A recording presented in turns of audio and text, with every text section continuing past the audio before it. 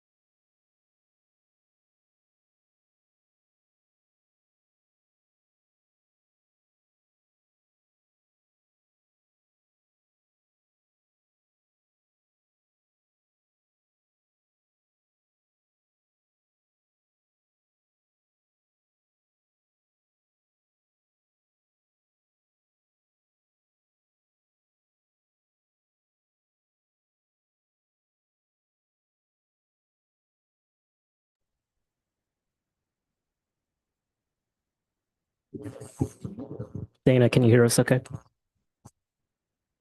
Yes, perfect.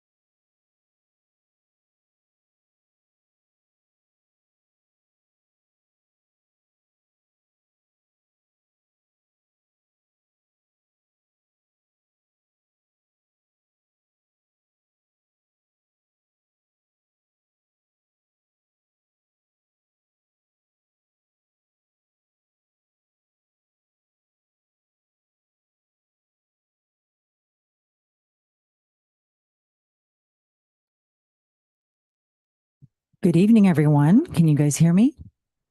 All right, let's get started. Welcome to the new school year. The very first thing is calling you to order, and we're going to do the Pledge of Allegiance. Victor, would you please lead us?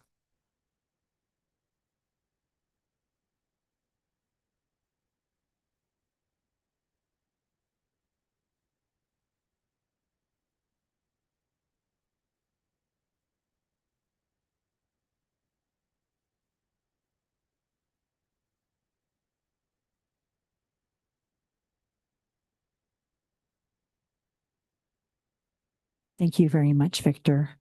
We would now like to do attendance, please. Kristen Morris, Present. Diana Basta, here. Preston Joseph. Here. Ari Altman. Ari Altman's absent. Diana Simon. Absent. Matt Benson. Absent. Jason Clark. Present. All right, you Julie Greer. Oh, sorry. Alternates. Julie Greer. Present. Victor Tarache. Here, present. Biana Decker. Biana Decker's. Thank you. Thank you very much. Now we move to approving the minutes from the June 3rd meeting. I would entertain a motion to do so. Excellent. We have a motion on the floor. Is there a second? Second. Great. We have a motion on the floor and a second to approve the minutes from the June 3rd, 2026 meeting. Is there any discussion or corrections? There is, and I believe that Dr. Hasty said I could just send it. It's an apostrophe for, and I can just send that over.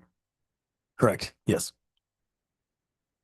Just for clarification, I believe there are actually 3 apostrophes missing. So we just want to make sure that we have them in there.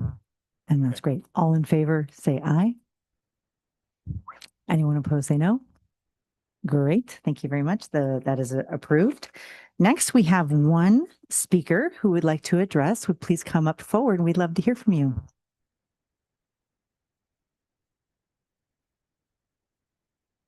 Good evening, everybody. My name is Dr. Tom McCoy. I'm the superintendent of Burbank Unified School District. And I just want to come and say thank you for your service on this committee. Your role is critical to the oversight of our Measure ABC program. And the fact that you give your personal time to do this work is very meaningful to us.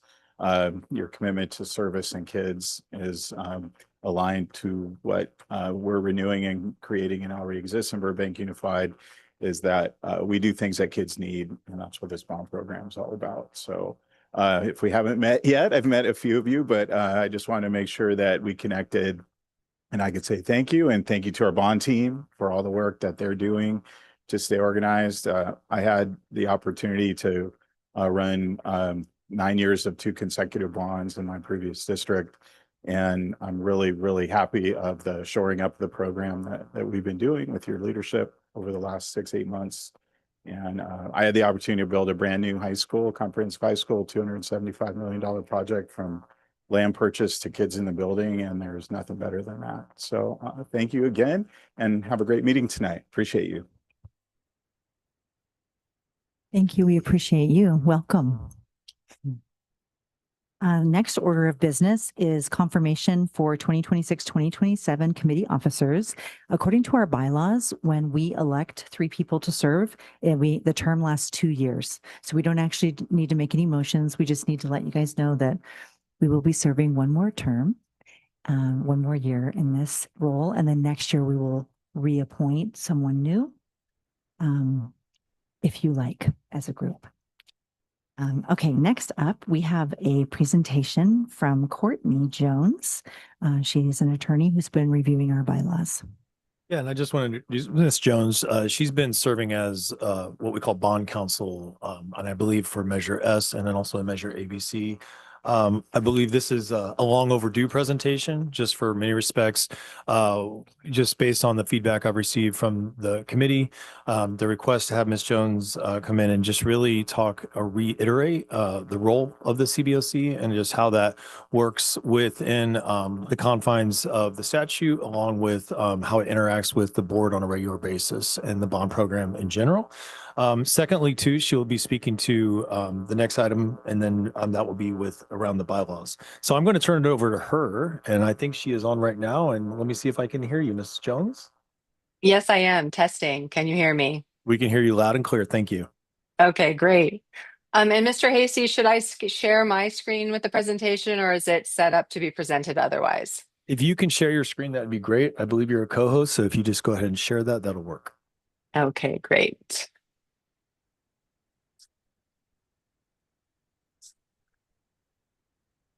And can everybody see the presentation? We can see it on the big screen here. Okay, great. And thank you for the introduction. I am a partner at Jones Hall. Our firm has an extensive practice. I'm representing school districts throughout the state of California and also facilitating their bond oversight committees to ensure that there is full legal compliance and transparency in bond spending. This is a presentation we often give at the outset of oversight committee being assembled. So I will dive right into the presentation. And I do request that if you have questions, possibly jot those down and save them for the end of the presentation, because the question might be answered in a subsequent slide. The background with respect to citizens oversight committees is that before the year 2000, general obligation bonds were required to pass by a 2/3 voting threshold. But in 2000, Prop 39 was passed.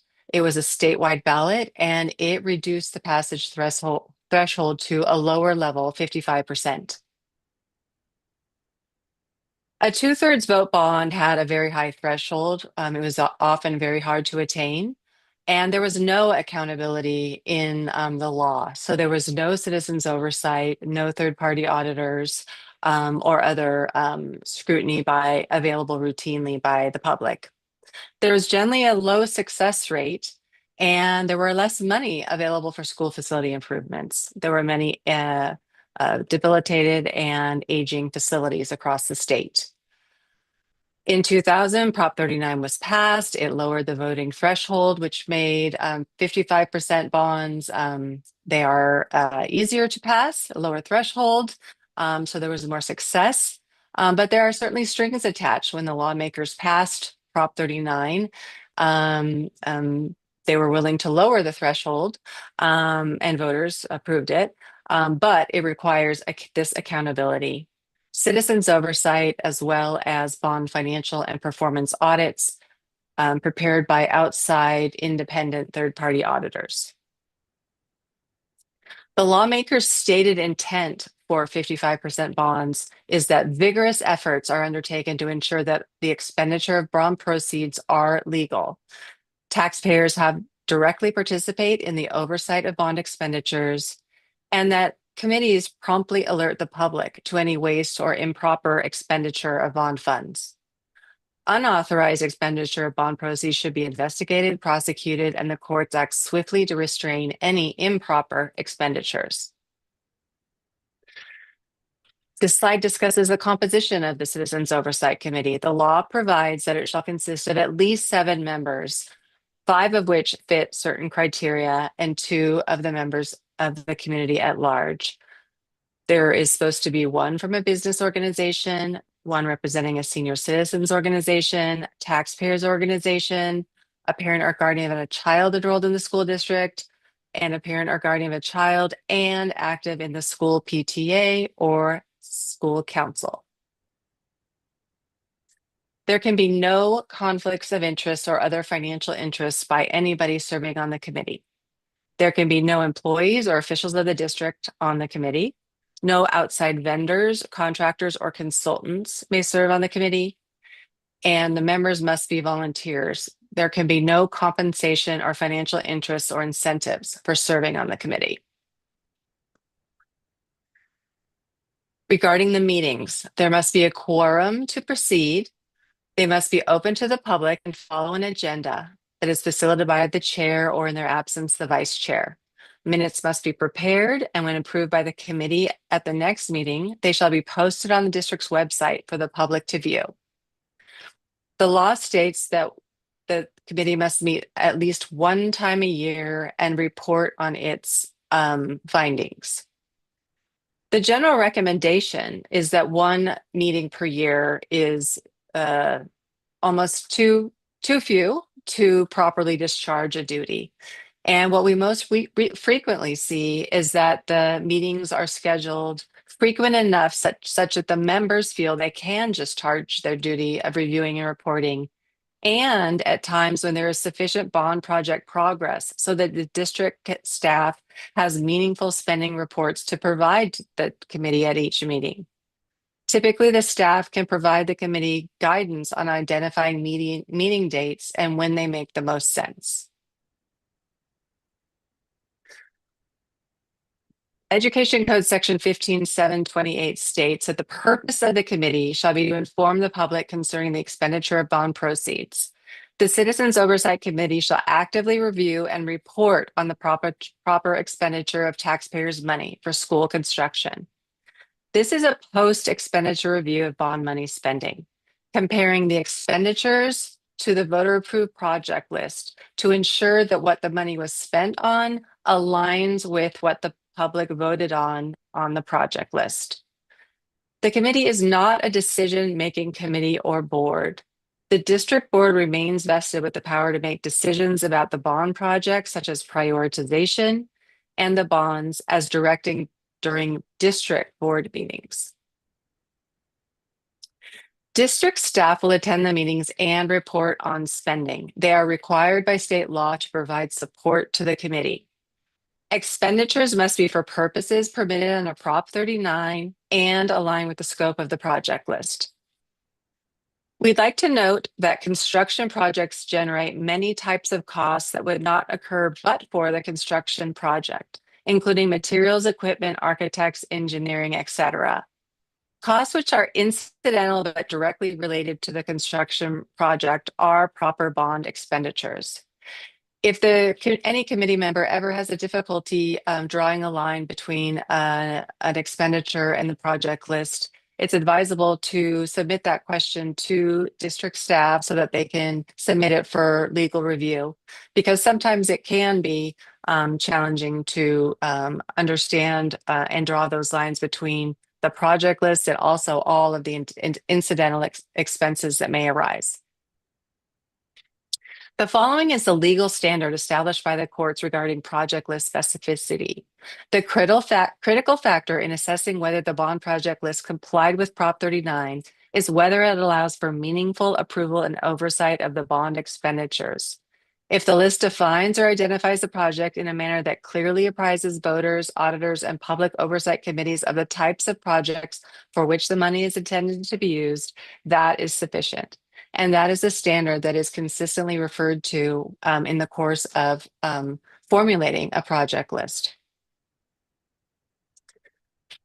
Certain types of costs are expressly prohibited under Prop 39 to be funded with bonds proceeds. And these, if you were to see any drawdowns for these purposes, they should be flagged. No teacher or administrative salaries, no school operating expenses, and no costs incurred by the district for providing technical or administrative assistance to this committee. As such, all costs of supporting the committee are borne by the district's general fund. There is a footnote here regarding that first bullet point because shortly after Prop 39 was approved, because it expressly prohibits administrative salaries from being paid from bond proceeds, the question was asked to the California Attorney General, but if we have somebody on staff that can serve as a construction manager and it might be at a lower cost to the district, can those salaries be paid that are directly attributed to and incidental to the project be paid with bond proceeds? And the California Attorney General opined yes, that for that duration of the project, the portion of an employee's salary may be paid for from bond proceeds. The rationale being why require the district to hire outside consultants if they in fact have someone in-house. Now, not all school districts do this, but some do when they do have that person in-house and they keep carefully monitor the time spent and charge that to bond proceeds. The committee must issue one report per year summarizing its activities and conclusions. A model report can be provided by staff to the committee for its use as a starting point. Typically, the committee report is prepared after the committee has received and reviewed the bond financial and performance audits. Copies of those audits will be provided to the committee by March 31 of each year, with respect to the previously completed fiscal year. When the committee approves its annual report, it will be summarized to the district board at a public meeting by the chair and posted on the district website. It's on the website. The law requires that these types of documents be on the website so that all in the community, if they are wondering what's going on with the bond program and the expenditure of bond proceeds, they can turn to the district's website and see what this committee has found and reviewed. Additional reports may be prepared if the committee deems it necessary to inform the public regarding bond fund spending. Public meeting considerations. The district will provide the space to convene the meeting and necessary technical assistance, such as coordinating on preparing an agenda and posting it timely. Committee meetings are open to the public. Members are advised to refrain from discussing committee business among themselves, including email or through phone calls. This could inadvertently result in a non-public meeting of a quorum of members if it ends up resulting in a quorum. And that is the end of my presentation. I echo Dr. McCoy's sentiments that this is a very important role that you're each playing here in serving the district, helping them discharge their legal duty to report to you and have you review for the community bond fund expenditures. But I am happy at this time to take questions on the presentation.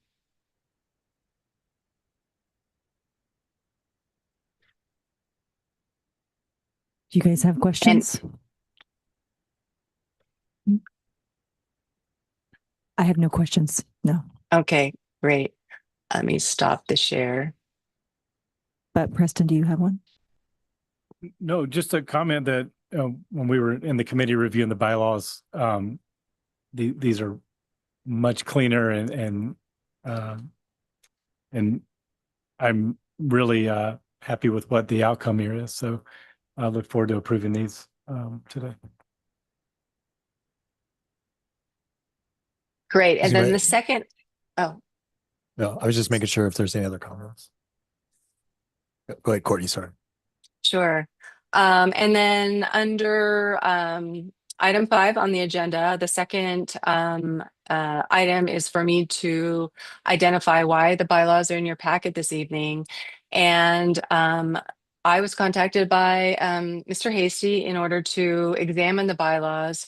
They had been, it was clear that they had been adopted using a stale 2013 version, which came from Measure S. So the task at hand was to review them for current legal compliance, incorporate more modern, clearer, and efficient processes, such as Robert Rules of Order, to help have orderly and efficient meetings, to identify the chair as the person that is the appropriate person to speak on the behalf of the committee, of course, upon a majority vote of committee members.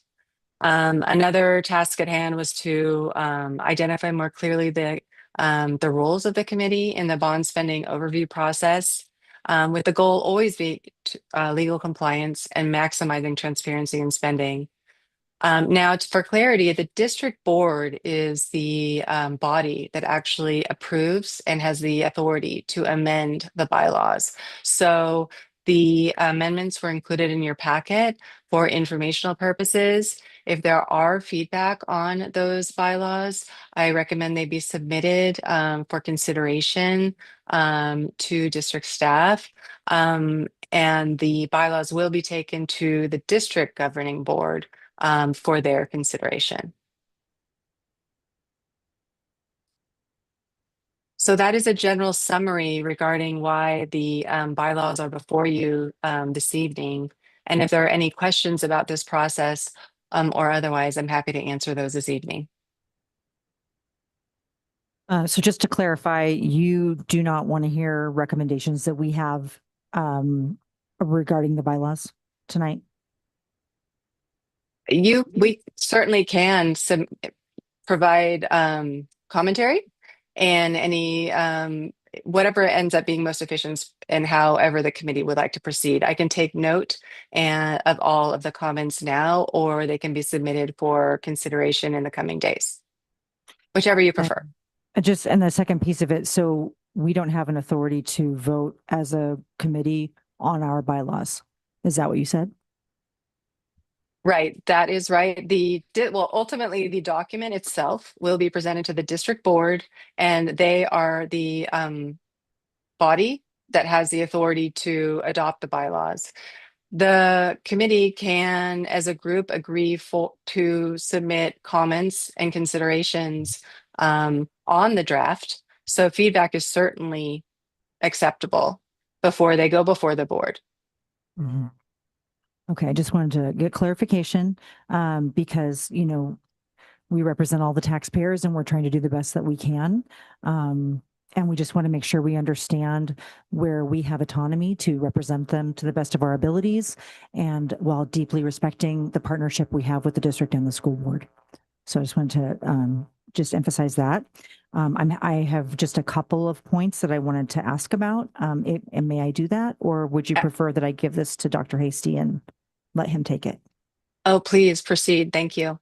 Okay, so just the first comment I have is why are we changing the name to CBOC in the bylaws? I think that could confuse the community.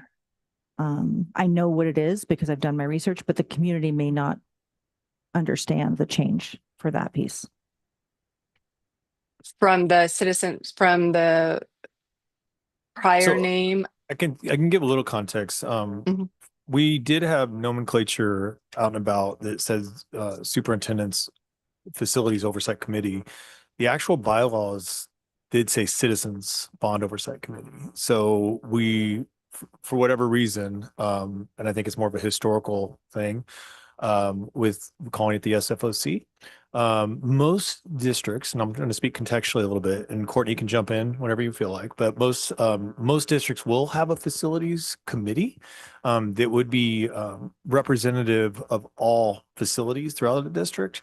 And for example, I was on one, and I would attend this facilities committee, which would actually have board members that would be part of those committees to talk about all the facilities within the district.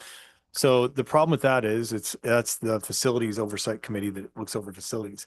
Citizens bond oversight, we got to really delineate even with nomenclature that you guys are a separate body alone.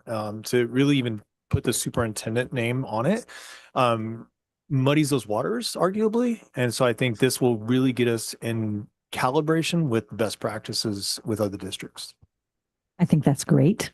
So I really appreciate that. So as long as we can get the communication out properly so that the community members understand.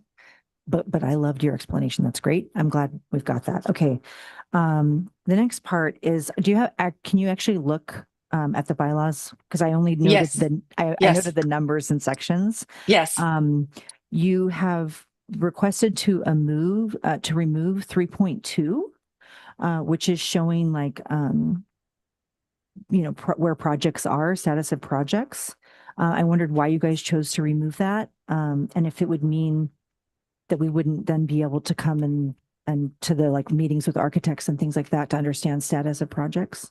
That's 3.2. 3.2 that is struck, and the other paragraph is, we had two ways of going at this task. One was to submit an entirely new, modernized set of bylaws that our law firm uses routinely in 2026, 2024 elections, et cetera. The other approach which is what we proceeded to do, was to start with these bylaws and just try to make conforming, updating changes.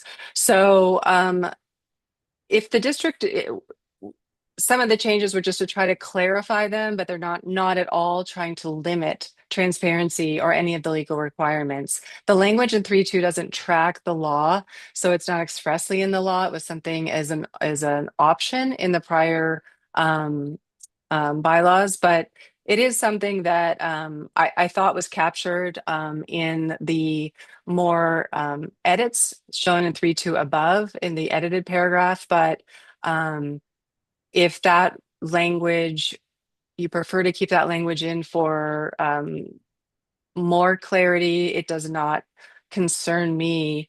And I can confer with Mr. Hasty and Dr. McCoy on just keeping that section in. And we're talking about mainly where it says construction modernization renovation funds, including, or report, which part? The committee shall be apprised in writing by the district of significant changes or irregularities in the progress and completion date of all construction modernization, including bond-funded projects on a monthly basis. Correct. Which seem to also tie into the idea of meeting monthly. Correct. So we're not going to meet monthly. I don't think anybody wants it. We're good with the quarterly that we plan to do. That's going to be great. But even if when we meet quarterly, we can see that information. This is if there are things that we should know, we want to know. And I was concerned if we strike that could limit what you guys prepare. Mm-hmm. That's why. We will have, going quarterly, we're going to have definitely a renewed focus on the expenditures, which, we'll have Trana and Alan coming quarterly to report on those expenditures. The project update, whereas you see renderings and what work is being done, you're going to see that we're going to continue that work today and just project priorities, because we want to keep you informed, because that again aligns with those expenditures. And so it gives you that relational understanding and deeper context. So I want to make sure the spirit as far as what we're going to be presenting is not going to transform too much, you know what I mean, as that much with how we've been doing things, but we just wanted to clarify. So I do believe editing or revising that language, again, it's trying to get off that monthly cadence, if you will, but we will be presenting projects to make sure you're updated of the projects as we see coming down the line.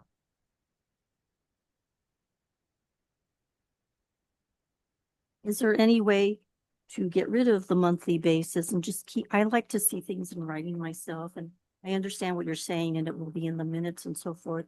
But in your bylaws, especially for future, things that are in print tend to have more gravitas in my opinion. We will definitely look at that, and we can make some changes there. Okay, so then the next one, and it's just a question for you, because I'm always thinking about risk and things like that. It's related to 3.6D, where you're talking about legal matters. And I just wondered kind of what the scope of that could be, because we're because I feel like all of us, even though we're volunteers, would be susceptible, and it's confusing to me that we're not included in that. So if you could just explain that a bit. Well, the 3.6 was added in its edited form to really try to clarify what roles that stay with the board and the district, and reference to handling of all legal matters, in my experience, would mean issues that arise regarding construction or other types of legal matters of that nature. The district, this is their bond program from a legal standpoint. They are the issuers of the bonds. They are the contracting entity for the projects. So they have legal status over those matters that arise in those roles. So I don't think it was it's not crafted or intended to be a concern regarding this advisory committee and the individuals on it. Does that answer your concern? And I can jump in because I know Courtney's dealt with legal matters. So to give you a good example, and I'll take it through a scenario. We may have litigation that happens because of a faulty design, and we will have to seek litigation, and we'll file a claim. Now, where the committee would come in is obviously we would report expenditures that were bond focused, but I know in a past district that I worked with, there were legal issues and there was litigation. But we were very clear that the cost of this litigation was not coming out of the funds, the bond funds. Now, the strategy we did to apply, and go with, use with our attorneys, that's not a discussion we can have with the committee. So that would not be in your purview. So, and we just got to be really clear about that. That's totally fine. And I feel like that I actually really like that section. I think that's important to have that delineation. I felt like there was something missing for the CBOC's protection and the members. That's all. This would be mainly us when we have litigation matters with contractors. We would want to make sure that that's not, it's outside your purview. Okay. All right. And then the last one, and this one does feel to me like we should just take another look at it, is 4.1B. And I do think that just in terms of public visibility, it could look like we're being less transparent. So I just wanted you guys to for me, I just really care about visibility to the community right now for BUSD. So. Right. And I appreciate that comment and that observation. I think when I was looking at this section, the aim was to align it more closely with what's actually in the law and edit it appropriately. But I believe that the district's aim is certainly not to limit any transparency whatsoever. So should you prefer to keep in 41AB, I will consult with Mr. Hasty and Dr. McCoy and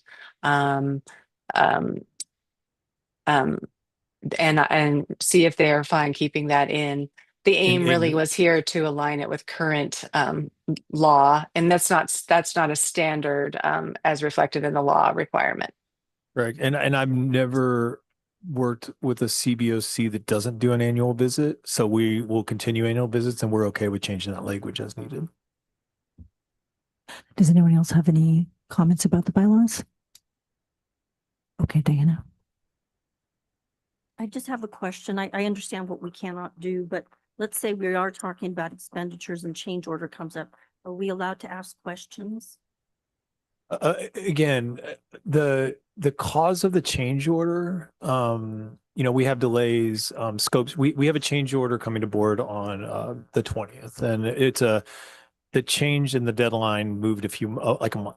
So that's a no cost change order. Again, we would be fine with you asking those questions, and it helps us practice for the board meetings.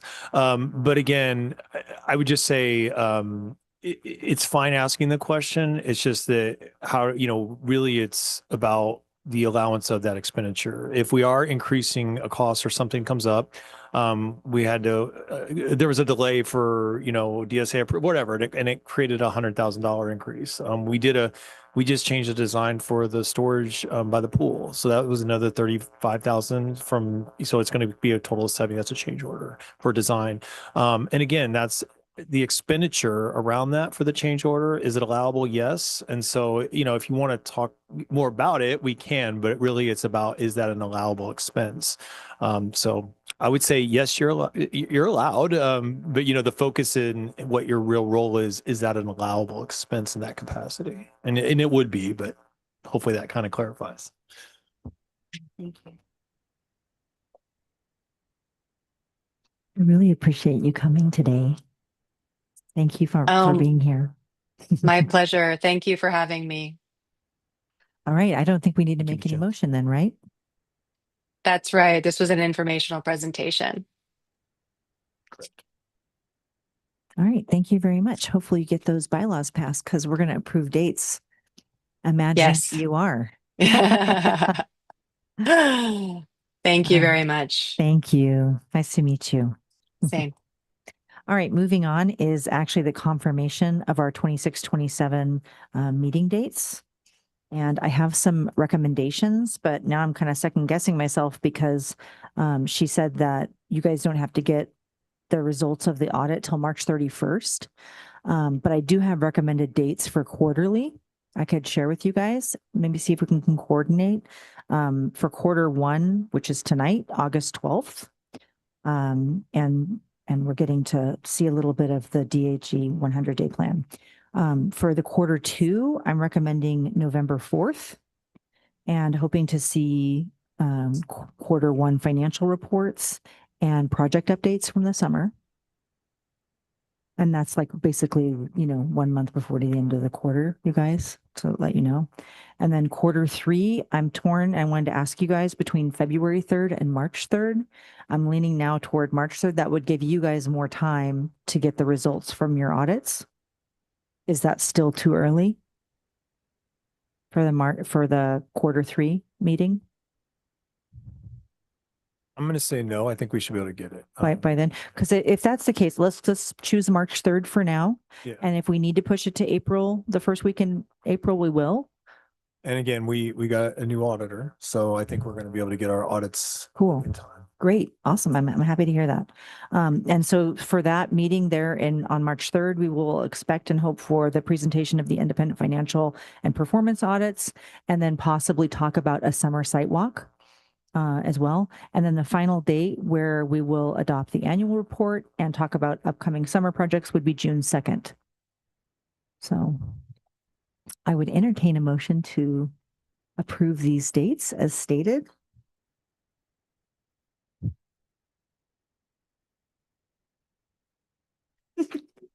All right, thank you. We have a motion on the floor to approve the following dates: August 12th, 2026, November 4th, 2026, March 3rd, 2027, and June 2nd, 2027. Is there a second?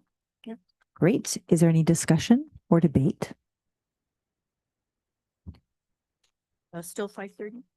Still 5:30 p.m. All in favor, say aye. Anyone opposed, say no. All right, we have our dates. Great. Thank you very much.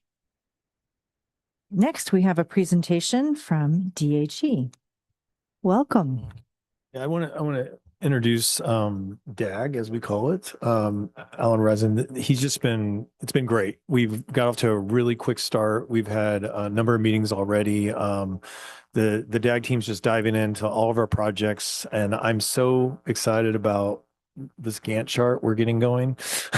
And so I will turn it over and let Mr. Allen take it away. Thank you. So absolutely. Thank you. First of all, thank you for inviting me in to talk a little bit about the great work that's going on. And I'll take just a moment and acknowledge the wonderful team that we have here in Burbank and the great work. It's been wonderful to there we go. It's been wonderful to collaborate with your team. A lot of great things are happening. So in DAG, our team is really drinking through a fire hose right now as we're really moving up through the process and engaging with your team to learn more about all the great things that are happening so we can help facilitate that. So I do have a presentation. I don't know if it's up on the screen yet. There we go. There we go. I'd have to actually turn it on. There we go. So again, an opportunity to talk to you a little bit about today about our DAG engagement, District Advocates Group engagement, and our 100-day plan that we've been collaborating with the district on a strategic process for us to engage.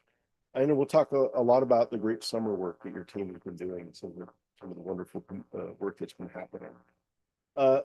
One of the first things we wanted to do is we sit down with the team and really strategically think about an engagement process, right? And we really think about it from DAG in a 100-day process, right? In the first 100 days, what do we want to accomplish and how quickly do we need to assimilate into the process and be able to provide support? A lot of it is information gathering and information collection, working with the various different folks to pull all that together. And then we'll begin a process of putting those all into organized approach.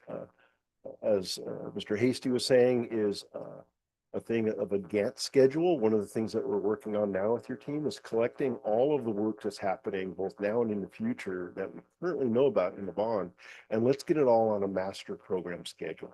Like, let's all work from the same roadmap. And from there, we'll develop budgets associated with each of those projects, and we'll begin to develop a large-scale cash flow so that we can work with your financial teams and our bond underwriters to really forecast out what our expenditures are going to look like over time, so that we don't find ourselves in a position of either underspending or overspending, which is, you know, in many cases worse, and making sure that when we want to do this work, we have the cash in hand and we're in a good position to be able to do that. There's also an element of that is planning for the unknown, right? So ensuring that we have appropriate amounts of contingencies and appropriate amounts of money set aside for those inevitable unknowns that will come up. This is construction, and there will be things working from there. So, and then working with the team to put together implementation plans. Like, how are we going to actually move this forward? What is our process by which we take a project from conception all the way through design into implementation and close out in a very thoughtful process? There's a lot that goes into that. I just quickly scanned over it. These are the things that we're currently working on, and we're still gathering information. We've already started with an early draft of the schedule. Our plan is to be able to have that ready to go and show that to the board at the September 17th meeting, where we'll be meeting with the board to show them what's happening. So there's been a lot of work happening with District Advocates Group and connecting with your team, having routine meetings so we can really understand the great work that your team has been doing. And again, it's been great to work with your team. They've been doing a lot of wonderful work for the district. So talking a little bit about, just taking a minute about the great summer work that's been going on, some of the things that we've been learning and some of the things that's been happening all across your school district. There's been a lot of roofing going on, if you've noticed, if you've been around schools. So there's been a lot of work that's completed, or it's in what we call punch list closeout phase, right? This is where largely the work is complete, but there may be a few little small things that they have to come back and clean up, or maybe little small things that we've noted during inspections that they have to come back and touch up and finish. So in front of us, we have not only Walt Disney Elementary School, we have our district service center, Dolores Huerta Middle School, Burbank Adult School, and Roosevelt Elementary School roofing that all has been completed over the summer. There's a lot of great work going on. Again, congratulate your team. We also have other work that's going on out there. So we've got Providencia Elementary School, and I know I'm probably saying that wrong. Bret Hart, the district office, received a new roofing, as well as Edison Elementary School has received new roofing. So all of those are completed or very close to completed, with some small punch list items that are being cleaned up for the projects. So again, big undertaking over the summer, and that's been very successful so far. In addition to that, Burroughs High School, we have a turf replacement project that's going on. We've already been under contract. The board's already awarded a contract to Tenkati Surfacing to go out and put that turf in. That's actually in construction.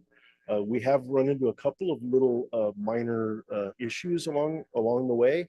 So that closeout, that completion has been pushed out a week or two. So, but we're actually tracking that, and we're working with Tenkati for what's called a recovery schedule, so that we can find ways to be able to shorten the last remaining tasks to be able to bring that project in. Right now, we're tracking August 26th completion. We also have a lot of work that's in design, work that actually is in the queue, and we're working on through various different mechanisms, either in agency review or working with our designers, our various different architectural designers. We have site improvements, modernizations happening at Jefferson Elementary School, and those are in DSA. They're in our agency reviews, and we're actually working with bid preparation, getting those projects ready to go, so that when we get that DSA approval, we'll be ready to solicit that. We have a targeted start date of October 12th, and just during budget, we have, it's about a $5.5 million budget for that particular project. We also have Bret Hart secure entry. They're in what's called construction documents. This is the final phase of design, where we're actually putting together all of the miscellaneous pieces and parts. I always jokingly say that the architects are figuring out how to tab A goes into slot B. That's the kind of stuff that we're dealing with. A lot of it's very technical in nature, but that's what they're dealing with in construction documents. That is estimated to start construction in February of 2027. Edison Elementary School, again, secure entry improvements and playground equipment. We're in design development. Now that's the step just before construction documents, where we're still working out how big things are going to be and how they're going to interrelate with each other, where they're going to sit next to each other, and how they're going to all kind of fit together. So once that's completed, we move into construction documents. That project is estimated currently to start construction at the end of May in 2027. We have a project at Burbank softball field. Again, that's in design development with, again, a target date for May of 2027 to start construction. Emerson Elementary School, secure entrance improvements and playground equipment. Schematic, again, that's a step before design development. Schematic is kind of that where you're defining concepts, you're defining what the goals of the program is, what the goals of the project are going to look like. That we collaborate very heavily with our architectural teams, come up with, is it going to be bigger than a bread box or smaller than a bread box, and how is it going to look? We work with a lot of our school site leaders and folks in the district to really extract from them and understand the goals of the project and what we're trying to obtain. That's all part of that schematic process. And so that's where that project is at, with an estimated construction start in October of 2027. Washington Elementary School, another secure entry improvement, playground equipment, design development. That's made a little bit more progress, but we have an estimated construction start of November 2027. Well, I'll move on. If there's any questions, please let me know, but I'll keep moving here. More work in design. We have Burroughs Adult School. This is storm drain improvements. We are in design development there with the design teams, really identifying what those storm drains and what that landscape improvements will look like at the school site, with an estimated construction start date in January 2027. Burroughs High School, we have softball field and parking structure. This is a larger project where we're building some new parking structure out there. We're still in early schematic designs, looking at the school site and the district's team to help define some of the requirements of that project so that we can then put that together. That'll be a larger design effort, so it'll take a little bit longer, and that's why you see that the construction start date looking in February of 2020. Just real quickly, did I miss it?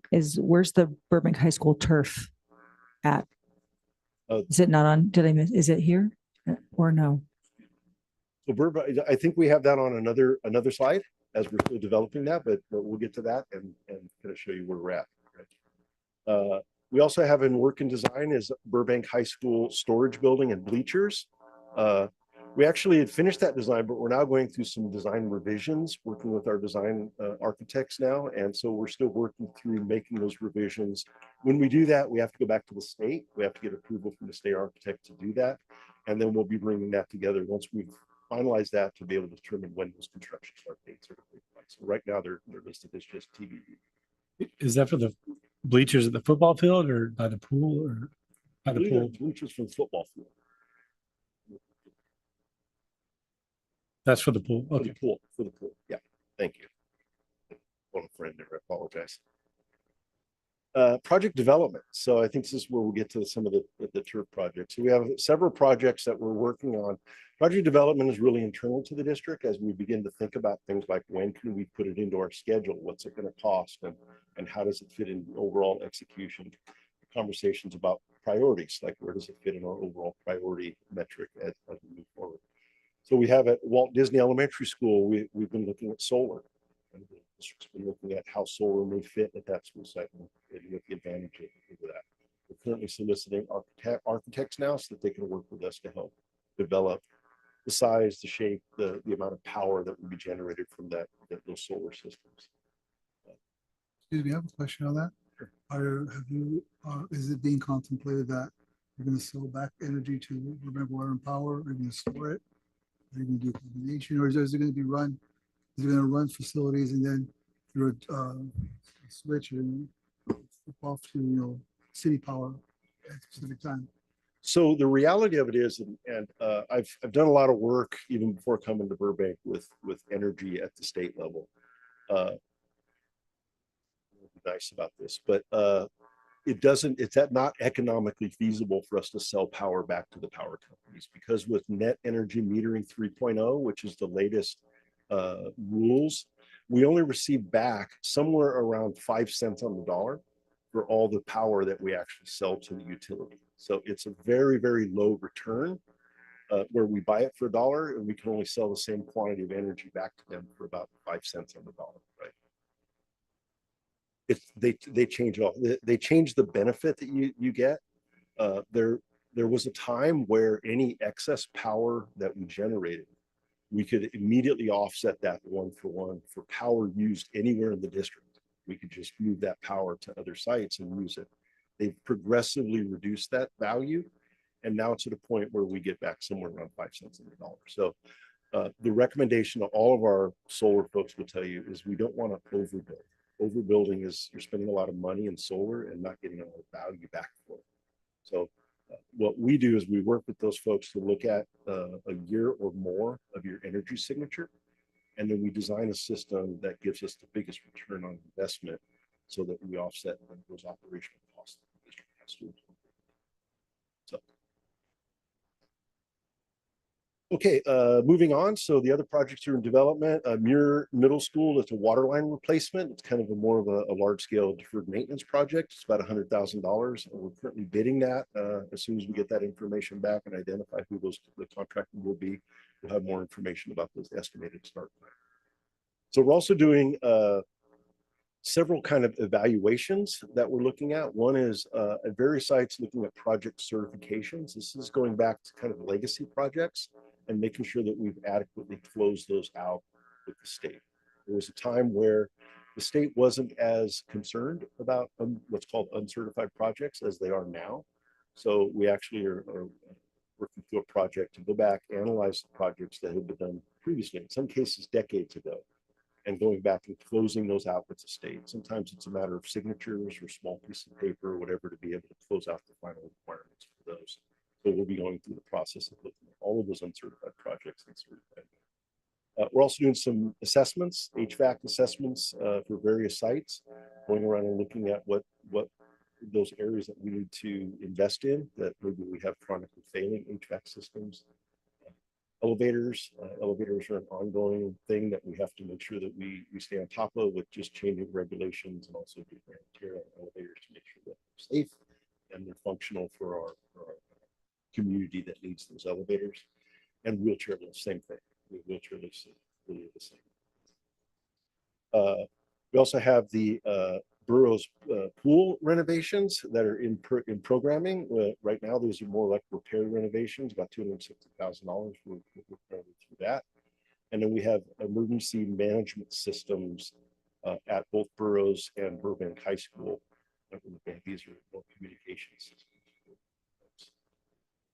So I know you had a question about the turf at boroughs, I believe. And No, Burbank High School. And I do notice if we go back, you do have the women's softball field. So I'm wondering if that's connected because that also in those plans had a We'll be adding the turf field to this next time for Burbank High School. what I would love is can we actually be specific about what happened, what's happening with the turf at boroughs, just a little bit, just for public.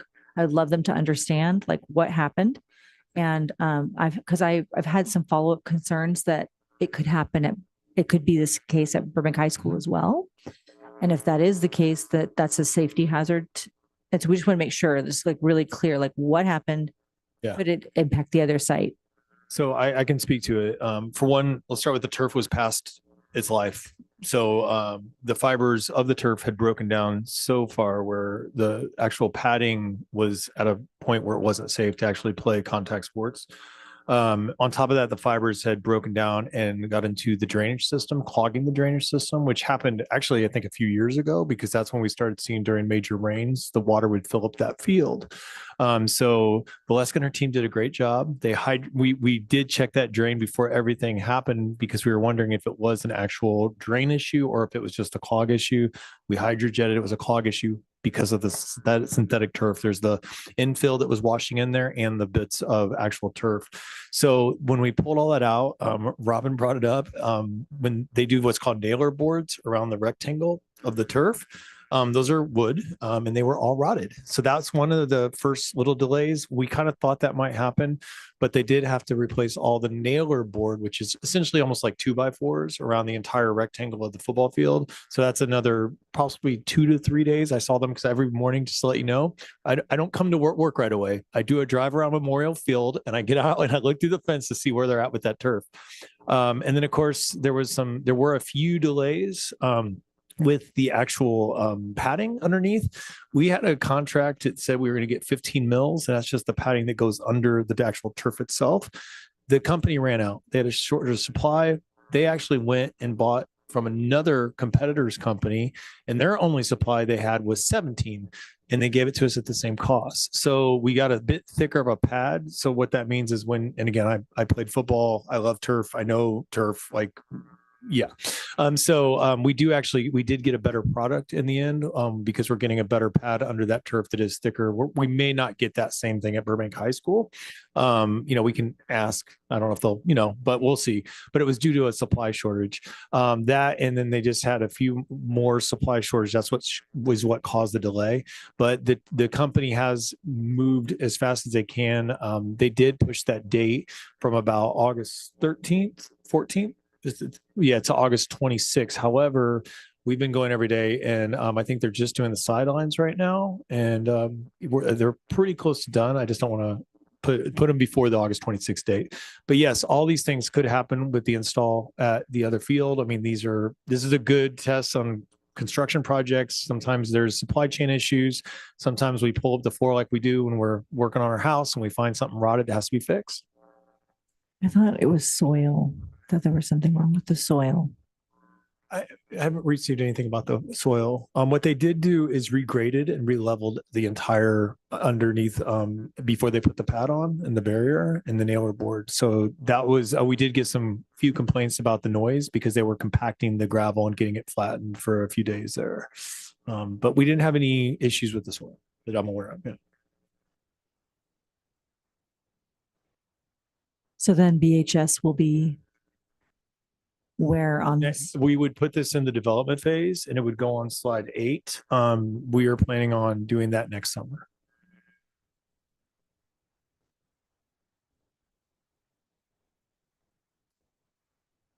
All right, let me just see where I'm at. Thanks for your patience because I have so many notes and I apologize. All right, so technically the next part of this is that we get to do committee comment. I hope you'll stay so that we can share. Mine are long, so I don't know. Do you guys want to go first? Do you guys want me to say my things? Okay, so we got to have a site visit, which was great. We were able to walk through, and I didn't know what to expect about a site visit, so I really appreciated, having the contractor there and having Robin there, and just getting to walk around and really look at the work being done, but also just the process and everyone who's involved. So I really appreciated everyone's. That was amazing. So thank you. I know that was a big effort. I had no idea how big of an effort, so I apologize. I just didn't know. So thank you for that. But while we were there, we got to ask a lot of questions, and it was a great learning process. And so this is what I kind of wanted to, I have a couple statements I just want to share. I know this is hard because it's like, we've already been doing all this planning. We've already spent all this money, but there are just some things that I want to share and I'm hoping will be helpful. And you can also just ignore me, but I'm going to try to share. So the first one is a statement, which is that on our recent site walks, they also highlighted necessary construction required. Mature trees had to be removed at Providencia. This removed shade that had been long established, and I understand why it had to be removed. But what happened, because we have bond money paying for a project, but then we have site impact, which is separate funds, which we don't oversee. So the recommendation is just that we can have communication between departments so that when a school site is going to be impacted in this way, where kids are coming back now, it is hot and it is going to get hotter and hotter by September for these children. And so either some, because a shade structure would that's bond fund, right? That's separate. So I just wanted to make that statement. Like I personally, just as a citizen, feel concerned that shade is gone. And that's like a lot of trees. And I know it's not bond money. That falls in a different category. I believe we are going to be adding some trees that do not grow as big as the ones we had to remove. We are going to remove the stumps. I think is sometime during the weekend. We're working on that. We just got approval and we're working on the requisition and the PO. But we are planning to add some extra trees to replace the ones we took out at Providencia. So just an FYI on It that. just was very nerve-wracking for me. Yeah. The other piece that kind of came up, and actually you asked this question. So what happens when, and I'm saying this out loud because not everybody in the community would know or understand. I certainly did not. When we're planning projects, when we think about sequencing of our planning, HVAC and roofing are connected because a lot of times the HVAC systems are up on the roofing, right? And it was clarified to us that with our roofing contracts, our warranty is not destroyed when they rip the roofing up to change an HVAC. But it would be amazing going forward with bond funds if this sequencing could happen together, right? Especially as you're working with DAG, like let's try to really think about sequencing so that it's less risk, it's less money waste. It just feels like we need to really be mindful. I mean, where we really put the cart before the horse by doing the roofing without also doing the HVAC at the same time. I learned that on our site walk. So that obviously it's too late now. But I would just say, like, if we can try to have that coordination happen more, we'll save money. And I want to speak a little bit on that. So in all my past projects, my other districts as well, we have done sequentially, having roof and HVAC, but usually because it's so much work, the roofing and also the HVAC, we split it in 2 summers, phase 1 and phase 2. The first summer is all of the roofing replacement and or repairs. And the following summer, everything that has to do with HVAC, with ductwork, if it needs to be replaced and all of that. So it's hard to do both at the same time. So usually you split it into summers, because it gives also the contractor the time to purchase all the HVAC units that they have long lead times on that. So you'll never be able to really have both things going on at the same time. It's almost impossible, especially because of the timelines that we have as well. Okay, that's interesting because it's just the way he described it was like that the new roofing would have to be then ripped up if it was a different size of HVAC system. And so in my mind, I'm going, that's a huge waste of money, but thank you for that clarification. So what can really happen is, for example, what we have been talking about doing modernization projects and doing like a bonder, right? So in my prior districts, what we did is once we had one whole modernization project where it included roof replacement, HVAC, ADO upgrades, et cetera, right? So on the first summer, like I said, we would go ahead and prep everything. The roofing we already knew in the drawings was, okay, next summer is HVAC. So when they did all the roof replacement, they did all the alterations that it require in order to do that. Right now, yes, it's true that we are doing just roofing and now we're gonna design for HVAC if we would have, but we wanted to get things done and it was a big thing about the whole thing of the roofings having leaks. So I know that was kind of an urgent thing to get done. But now moving forward, that's the plan to kind of like incorporate everything together to avoid having to, have void with the warranties and stuff. That's awesome because that's all I'm recommending because yeah. Okay, so just because we're starting the new school year, I would love and I hope you don't feel it's a waste of time. I just want to do some reiteration about fees. And so the first one is how is complete accounting separation enforced between the legacy Measure S funds and Measure ABC funds? Just to ensure dollar for dollar tracking. What are you guys doing? And I just want it in the minutes for the community. That's Yeah, the new bylaws do have a paragraph about that. As we close out, we do have some expenditures for, I want to say we were going to take expenditures from the tech upgrade that we did for the data center. And what we had left over in Measure S, we were able to apply to that at tech upgrade, which essentially we didn't have to spend the Measure ABC money because we were zeroing that out. The way that works, I mean, again, everything has a fund. So like Fund 21 in our accounting system, it'll say Fund 21.0, and I might be misstating some of these, but that's usually measure ABC. And then Measure S would be Fund 21.1 with these sub funds. And so those are all, whenever I want to pull accounting or we do any expenditures, we can actually decipher what we're moving and how we do that. Depending on where it happens, we in that with this long account string, we have actually what I call like nomenclature or significance within the account string that would show location as to where it was. And then of course, there's these object codes. There's 4 digits within that shows the type of expenditure it is. And so that's also how we can identify. And then of course, there's also actual descriptors within our system to show what the actual, what the item was, what the vendor was. So we're able to track all that within our system. And anytime, if anything is out of place, then I'm going to introduce her now. We have Jeanette Victoria in the back. You can raise your hand. She is our new fiscal compliance supervisor, who is she is going to be helping out with a lot of these compliance issues, and we'll be doing working with some internal auditing processes, not just with bond, but with a lot of items.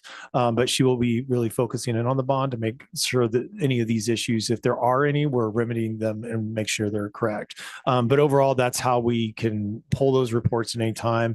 And then, of course, as we're doing that, we have so many secondary checks. So from the time we do payment, we have boots on the ground. We have signatures up to a part to actually say work has been done. We're going to pay these people. And then we put it in our accounting system through what we call the requisition process, and then the PO purchase order process after board approval, and all those pieces are in place. And then we pay. And then as we pay, quarterly, that's when Toronto's working now with Jeanette and our finance people to pull the reports, reconcile, making sure everything's accurate. Toronto's our third party that will then say, okay, if there's anything out of compliance or, that's not right there, she's that third party that kind of says, oh, you got to either fix this or that. She hasn't had to do that yet that I'm aware of, so it's been good. She's also monitoring the 80-20% split for hard costs and soft costs, and she monitors that over time. And then the other big thing she's monitoring is that the bond series allotments. So right now we're on our first series. We're probably going to see over 5 series, depending on how much money we need. And the way we know how to do that is we look at all these projects where we are progressing throughout. And, after all expenditures, everything's clean. Then she goes, okay, well, you have 40 million left. You have this many projects going. Your cash is going to run out at this time. So you're either going to have to issue a new series. And for us right now, we're predicting April of 2027. And that's when I meet with Courtney Jones, that you met, and our fiscal advisors, John Isom. And I say, okay, it's time for us to issue the next series. And so this is the cycle. And then based on that gets into the bonding capacity and where we are, just like with lending. And then we do a credit rating and all those pieces. And then we might get our next full 80 million. We might be able to get more. We might get less. It just depends. Sometimes market changes that. But again, then we get the next surge of funds and the cycle continues. And we're constantly monitoring this time and doing that. So all this is, again, monitored through our financial systems. We have now compliance people that are watching. We also have third parties that are watching as well and monitoring. That was very detailed, and I appreciate it though, because I just think people will want to know. And so I appreciate that. I also wanted to ask about with DAG, like what they're like, just to reiterate fee structure, how we're monitoring that and so on. Alan heard from me and saw me on email this last time because I'm checking all the invoices. We got our first invoice for DAG, and I'm making sure that, as we are looking at various services rendered, I want them articulated a certain way, just so we're really clear as to what we're getting and what we're paying for. The monthly fee right now per contract is $40,000 per month. And again, as I've said to the committee before, we looked at a number of program managers, and this is very cost effective compared to where we are, where other program managers come through. But again, that invoice will come to me on a monthly basis. A person from DAG sends that to me. I check the invoice, I look at what we spent, and then I would say reconcile. It's not at that level, but I was in most meetings with with Alan, so I know exactly what we're spending our time on. And of course, that, and then I reconcile that accordingly and then sign off on that invoice. Then it goes through Jeanette and her team as well. And then we issue payment on a monthly basis. Great. Thank you for that. Were there any unresolved issues, like just contractor disputes that happened over the summer? Any issues that we should be aware of over summer projects? We had two, let me think here. The one issue that I'm aware of, and yeah, there was two issues. So one was we did get that red tag on this building, and I think we had that at our last board meeting. And I just want to thank Robin, and I can't, was it, which contractor was it? Best contractor. So the next day they showed up at the city, and the reason why we got red tagged is there was a complaint. And again, we had a inspector from the city that came out to check things out. They said we did need a permit because we didn't have students in the building, and so this building fell under the city's purview. Which again, Robin and I have been doing this a long time. Never had this situation ever happen. But the good news is, I mean, there's two ways we go about this, and I'm always one about diplomacy and just let's get over there and talk to them. Robin got over there the next day. They gave us the permit. The next day we had a 1-day delay in work, and work continued. And right now this job is done for the district office.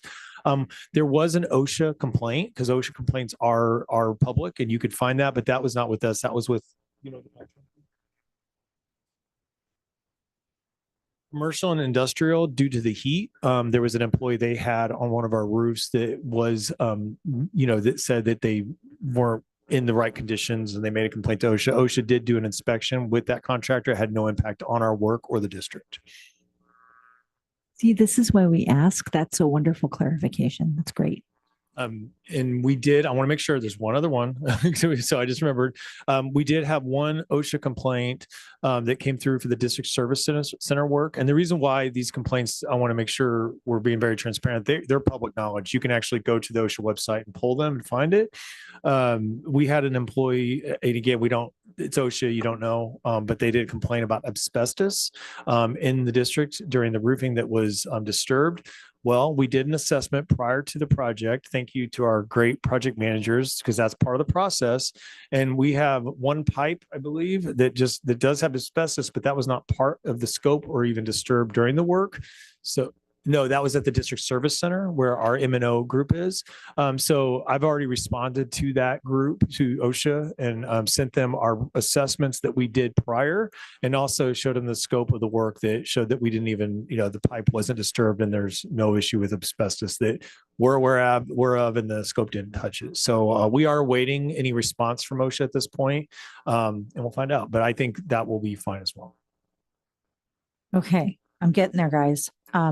For Alan, in your system that you're doing with the schedule and like the project plan, are you guys accounting for inflation in the process? Just because we're talking about a couple years, does your software do that? Yeah, well, our software tracks those costs, but we work with our individual designers and our cost estimators as we develop projects to account for an appropriate level of escalation. So I'll just caution you, some of that is a bit, I'll say crystal ballish, where we're trying to figure out like what escalation can be. But we all know in this world, we get hit with things like crazy gas prices that drive up costs, tariffs that impact the construction commodities. But we do work with our cost estimators and our designers to ensure that we're plugging in an appropriate level of cost estimates on each project.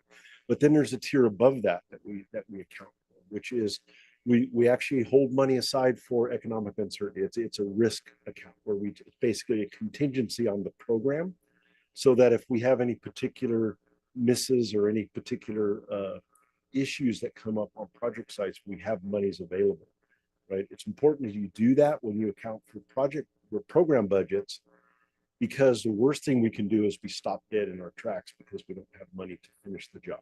Right?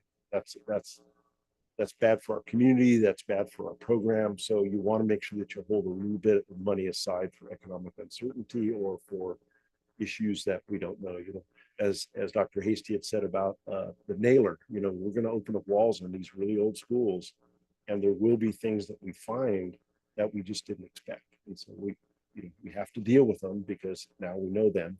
And so we'll fix them and we'll move on. And sometimes we have to go to that account in order to pay for those costs.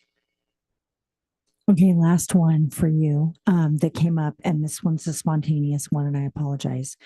You talked about closing out those projects, even the older legacy projects. Why would we do that with bond money?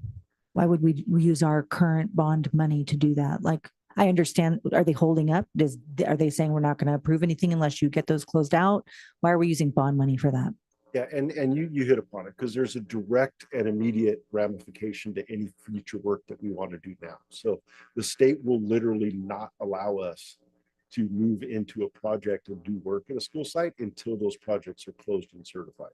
So that's why it's directly related to that. It also is an eligible expense to finish up and finish those projects. Sometimes it's physical work that needs to be done. It's something needs to be rectified or something wasn't properly completed or those type of repairs.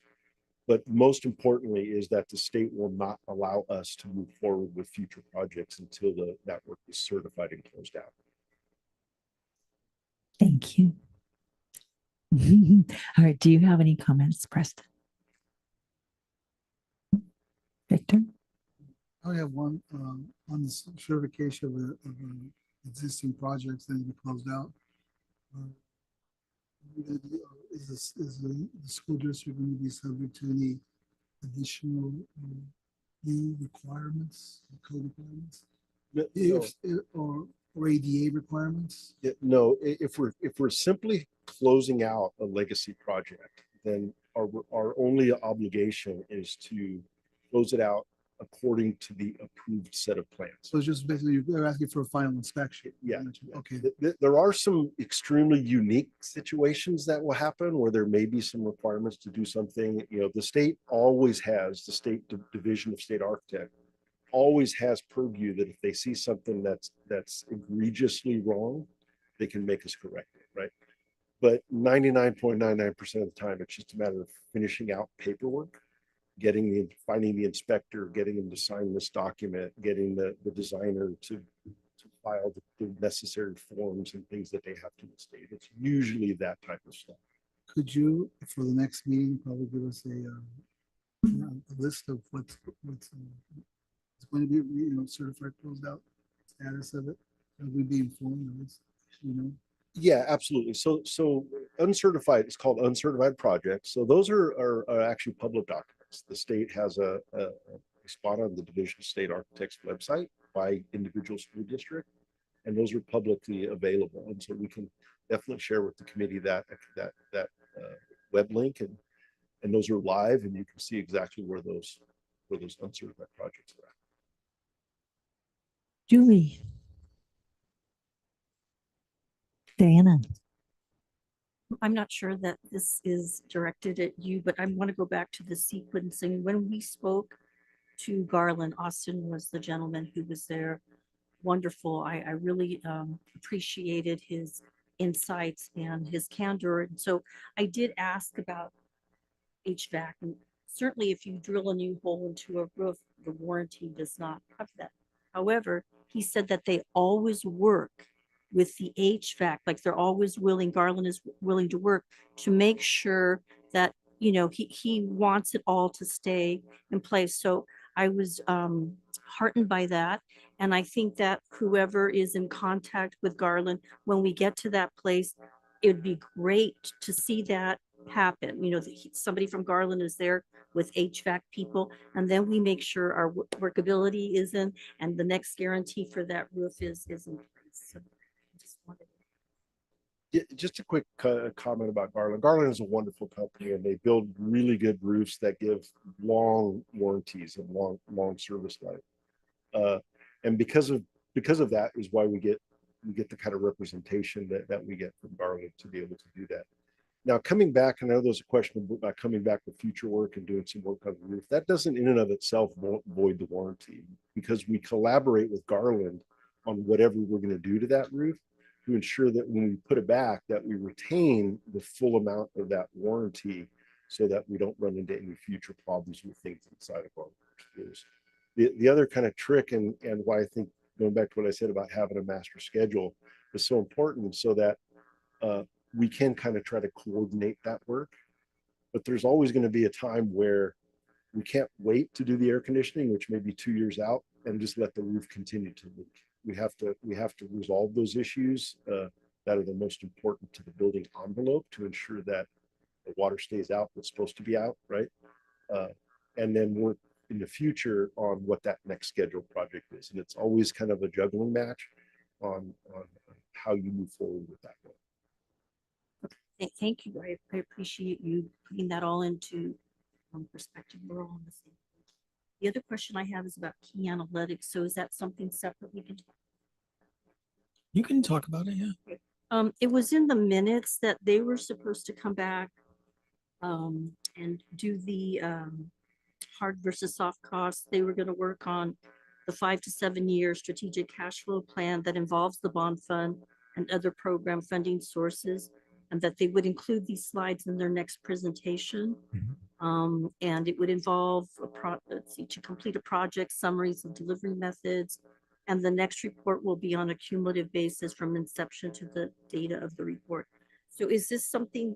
We will be bringing that to the next, it'll be in conjunction with Alan. We'll have it on the same slides and all that together. And then Tarana will jump in during that presentation as well and present her pieces. Jason. No questions or comments. All right. Thank you. All right, the last order of business is going to be for our next meeting, which will be on November 4th. And so we're going to be hoping to see financial reports from Q1. We would love to see at least a link, Alan, like a scope of those uncertified projects. I'd love to, that was a great question I had too.